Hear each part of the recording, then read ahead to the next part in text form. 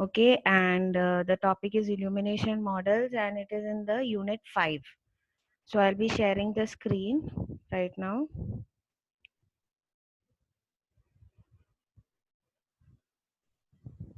Okay, can you all see the screen? Yes. Okay, fine.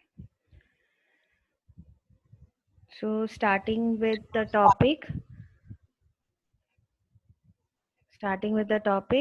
illumination models. So as you can see, illumination means giving lighting effects. So if you want to see an object, yeah, in a realistic way, you have to give different types of lighting in different directions so that you can view the object in the way you want.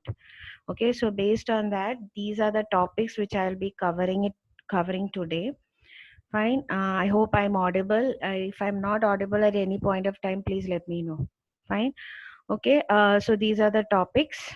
So based on your syllabus, which I'm going to cover today. So starting with it, see, as I told you, if you want to see any images or any object, you have to simulate the appearance of the surfaces by different or by giving different lighting conditions, as you all know. So that is all about this topic. So before going further, we have to know what illumination model is. Illumination model helps us to calculate the intensity of light depending on the surface of the object, as you all know, because based on the surface the lighting effects will also vary. And using, once you calculate the intensity of the light, you are going to apply that intensity on the pixels of the image you are going to display. So that method is called surface rendering. Okay. And as you know, when you take a picture of any object, you will be only capturing a part of the object depending on the availability of light rays. So that is all about the introduction of illumination model. I hope you all have understood. Clear? Then going to the different kinds of light sources. So we have different light sources: point source, parallel source, and distributed source. As you can see in the image, point source means the light which originate from the point, whereas a parallel source is an example is our sun. The sun is in an infinite distance, so the light coming from an infinite point source is always parallel to each other. And a distributed source is like our tube light and bulb which we have at our room. So lights that they which is not infinite, okay, in finite, which are finite, are called distributed. So I've written it here wrong, so I'll just correct it when I give you the slide. Fine, I hope you all have understood point source, parallel source, and distributed source. Fine. Then coming to the different so we have already gone through the different light sources. Now light sources need not be only light emitting sources, it can be light reflecting sources as well. So as you can see in the image, the light which falls on a particular object can be reflected to a nearby object, which will also contribute to the visibility of that object. Okay, so therefore an object is illuminated not only by direct light source, but also the light which is reflected from other objects which is nearby to the object under consideration. So I hope you all have understood the different kinds of light sources. Now lighting effects. Now as I told you, lighting effects also depends on the surface of the object where the light falls. So if the light is incident on an opaque object, a part of it is reflected and part of it is absorbed. As you know, opaque object does not allow light to completely pass through it, so a part of the object is reflected and part of it is absorbed. The amount of incident light reflected depends on the type of material the surface is composed of. Fine. So if it is a shiny material, it will reflect more light. As you know, a mirror example is an example of shiny surfaces. Dull surfaces absorb more incident light. That if it is a surface is not dull, it will absorb more incident light. If it is a transparent surface, some of the light will pass through it, and some most of the light. It depends on the transparency, the light passing will be more compared to an opaque object. Then the surfaces which are rough, grainy and trend means if it is not a smooth surface, the light will be scattered in all direction. So these are the properties which affect the lighting effects of your surface. Now coming to the ambient light is one kind of light source. So as I told you, the light can be a point source, a distributed source, or a parallel source. But ambient light is an example of background light. That means the light need not come for a specified point source. As I told you, lighting effects can be controlled by light emitted or light reflected. So ambient light is the background light or the light which is not coming directly from a point source. Clear? So it is reflected light from other objects which are near to the object under consideration. So that is why it's called the ambient light. It has no spatial and directional characteristics, means it is constant for all the surfaces. Whatever might be the kind of surface the object is having, it is going to be constant in all surfaces and all direction, because it's not a direct light. Clear? So this is the equation. Intensity of the ambient light is equal to the coefficient of reflectivity of ambient light into ambient light intensity. So this is the ambient light intensity. So IAMB means it is the total intensity. So the total intensity of the light is equal to the coefficient of reflectivity. It depends, it varies from 0 to 1. If it is 1, if the Ka value is nearer to 1, it's more visible, and if the Ka value is nearer to 0, it is not visible. So this is how you calculate the intensity. So as you can see the image given below, that as the Ka value increases, it's more, the object is more visible. So the point you have to note here is ambient light is the surrounding light. It's not a light which is coming from a direct point source, it's a light coming from the nearby objects. Yes. Now coming to diffuse light.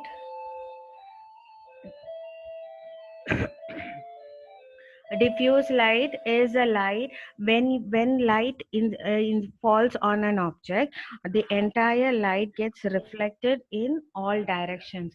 So the surfaces which are rough tend to reflect the light in all directions, and that kind of light is called diffuse reflection. So again, the surfaces it depends on the surface how the light is going to be reflected. So if it is a smooth surface, if Nine है. so if it is a smooth surface, yes, it will be all the light will be reflected in all directions equally. And if it is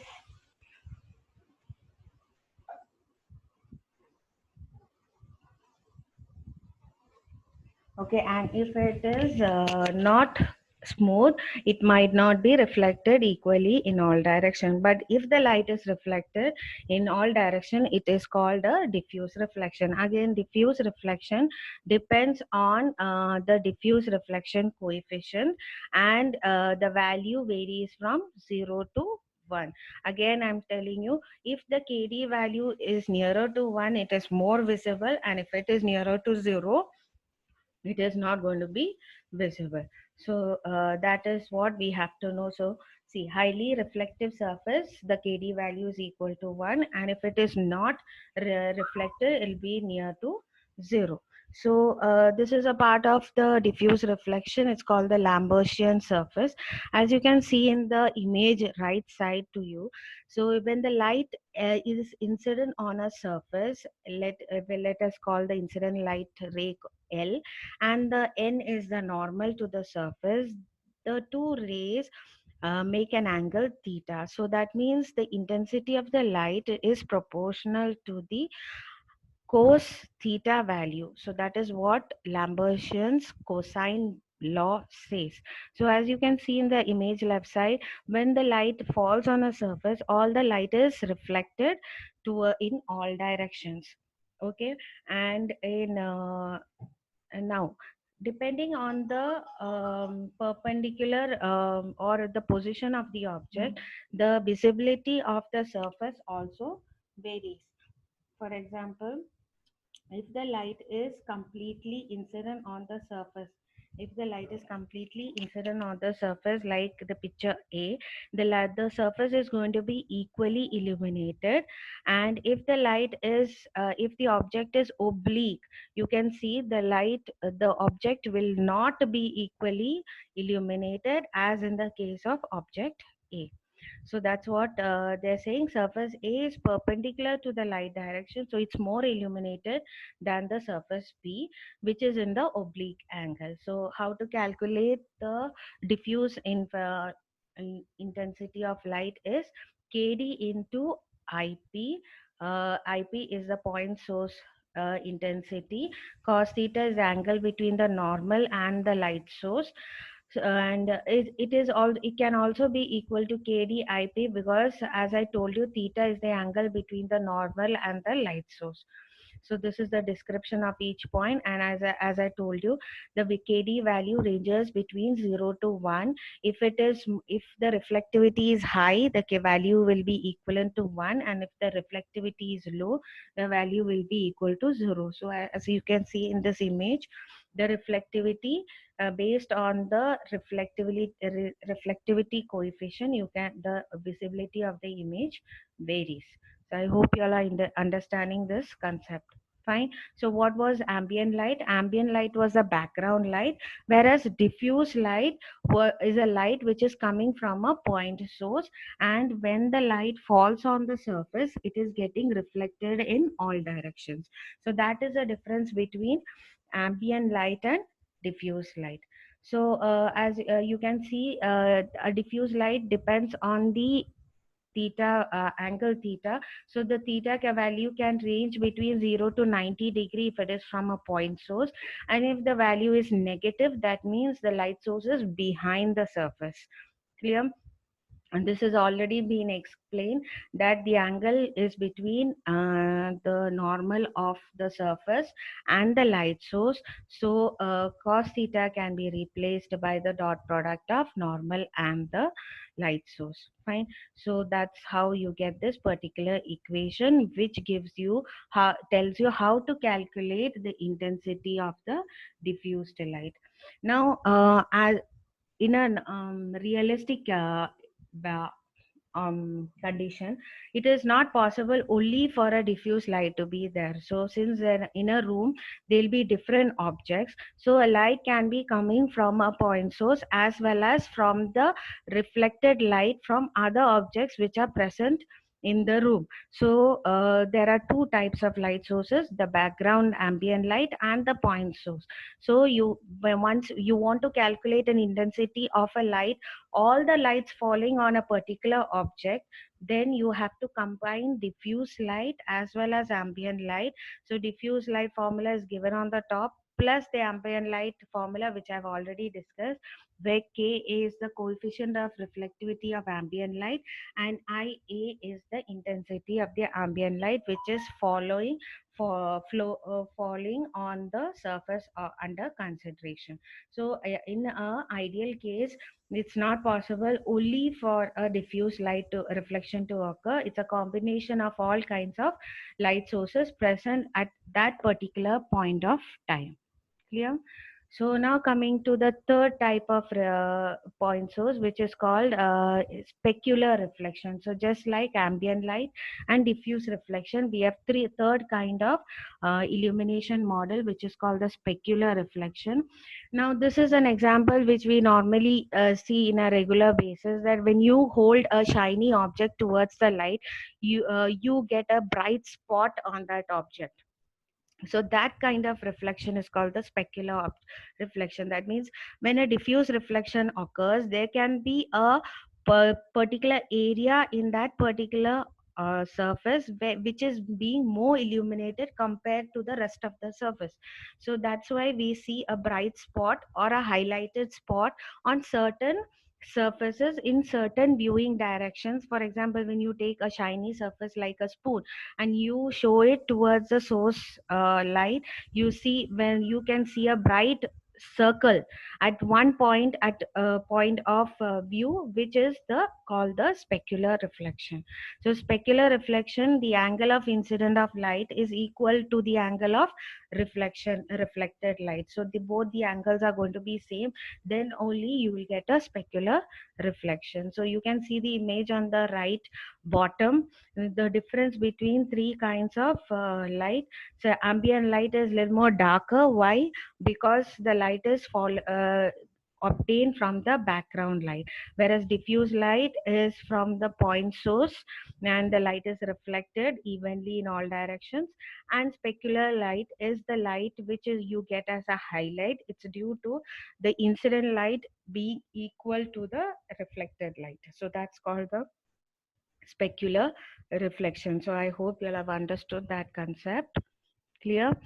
Then you have Phong model. So as in the previous case, as I told you, the incident light and the reflected light angle is going to be equal. But if it is not equal, then it's called the Phong model. So you can see the image which is given here. In the first case, the ideal specular surface, the angle of reflection and the angle of incident light is theta itself. Whereas in a non-ideal specular reflection, there is a little deviation in the reflected light. The deviation from the reflected light is at an angle phi from the viewing angle. So that is when Phong model comes into place. So reflected specular intensity falls as some power of cos phi. So instead of cos theta, you're going to take the cos phi, is the difference of angle which tells you how much bright or how much illumination you're going to get in this particular case. So the equation for the specular intensity calculation, where Ks is the coefficient of reflectivity of specular light and Ip is the point intensity of the point source. You have the cos phi angle to know the change in angle, and n depends, the n value tells you how smooth or how smooth the reflectivity is. And phi n, it depends on the reflected uh, value and the viewing angle. So for cos phi, the phi angle can be replaced by the dot product of the reflectivity ray and the viewing ray. So you can also write the equation in this form. So this is the explanation given. So Ks is a surface specular reflectivity. V and R are unit vectors. So we can calculate the cos phi with V dot R, and N is a specular reflection parameter which determines the ideal deviation. Means, like if it is highly reflective or highly specular, for example the mirror, the n value will be greater than 100. That means for a mirror, n value is equal to infinity. So as the specular reflectivity increases, the n value will be greater than 100. If the surface is not that smooth and not the reflectivity is low, the n value will be always less than 100. So example for the mirror, it is given the n value will be equal to infinity. So as you can see the image below, for shiny surface you will have a large n value, and for a dull surface you will have a small n value. So that is the that is all about a specular reflection. So specular reflection is what, as I told you, it is a bright spot. It's actually a part of diffuse reflection. The only thing is certain rays of light which are reflected at the same angle will give you more illumination compared to other rays of light. So that is called specular reflection, and it depends on the surface, because the parameter of reflectivity always varies with the kind of surface the light falls on. So if it is a smooth and shiny surface, the value will be equal to infinity. Fine. So that is about specular reflection. So in general, we have three types of illumination model: ambient light, diffuse reflection, and specular reflection. Ambient light is the surrounding light. Diffuse reflection is the light which falls on the surface and is reflected in different directions. And specular reflection is a light when it falls on the surface, it is reflected at the same angle. Clear? So as I told you, in if you want to get a realistic image, different kinds of light will be falling on the surface of the object. So you have to take the combined diffuse, specular, and ambient reflection to get the actual intensity of the light falling on the surface. So it's a combination of all the equation you see here: ambient intensity, diffuse intensity, and specular intensity gives you the total intensity of the light which is incident on the surface. Clear? Then if you have several kinds of light sources, now each light source will be giving out different intensity. So if you have several light sources placed in the scene, then you have to take the summation of diffuse reflection and specular reflection of each light source. Ambient light is going to be same for any light source because it doesn't depend on the light source.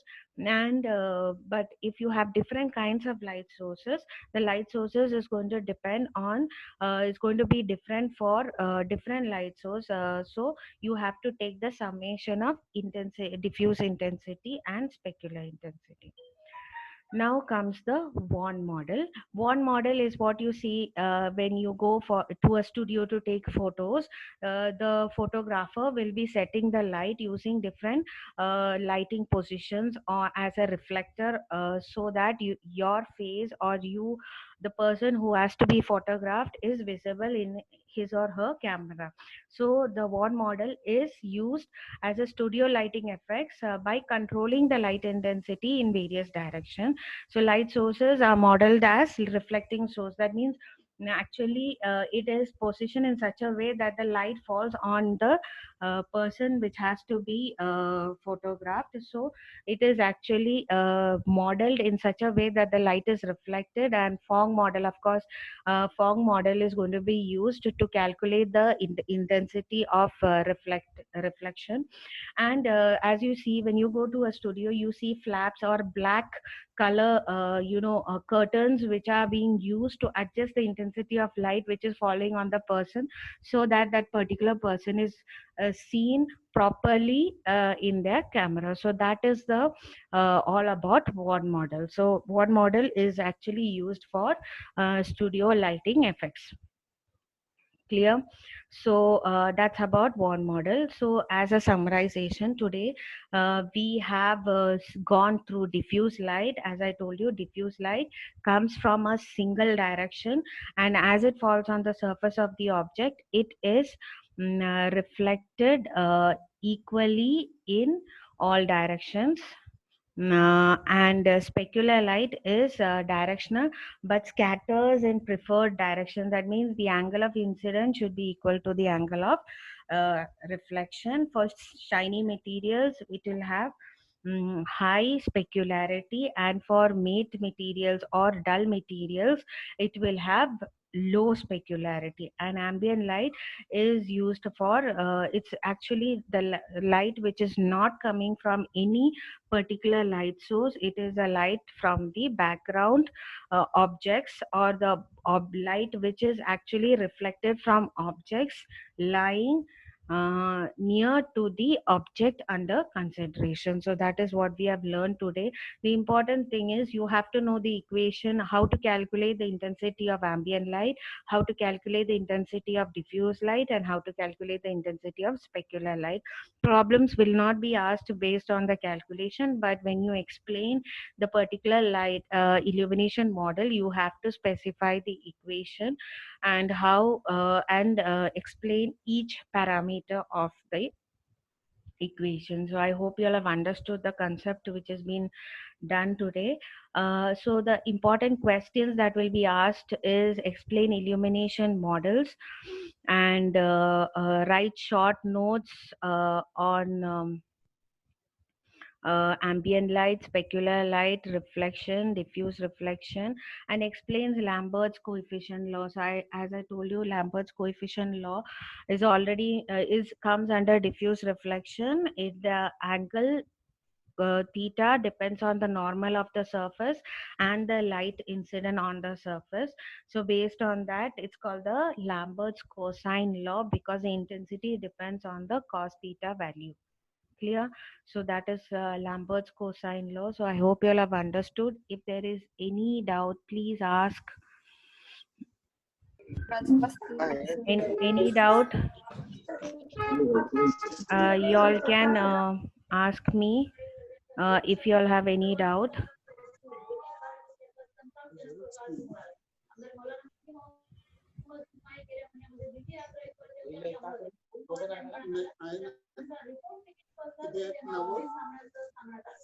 PDF आहे ना Suju Yes. Any doubt? So I'm ending the meeting today. Fine. Okay, I'll be sharing the PPT with everyone. Please answer the questions which is being given below. And if there is any doubt, please ask me. And I request all to upload the audit course report in the given specified directory by tomorrow. Okay, thank you all. I'll be sharing the PPT as well as the video in Classroom as well as Moodle. Okay, thank you.